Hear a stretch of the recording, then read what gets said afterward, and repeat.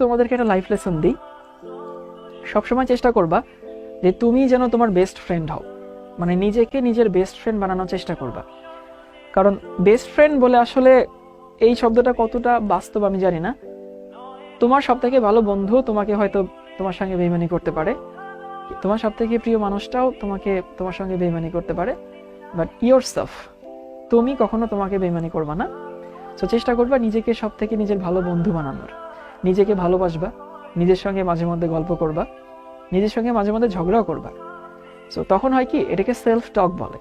মানে ওই যে সক্রেটিসের একটা কথা আছে না, নো দ্য সেলফ, আগে নিজেকে চিনো, তুমি কি চাও, তুমি কি চাও না, তোমার কি পছন্দ, তোমার কি দরকার, এগুলো যখন আগে বুঝতে শিখবা তখন দেখবা লাইফ সুন্দর হবে।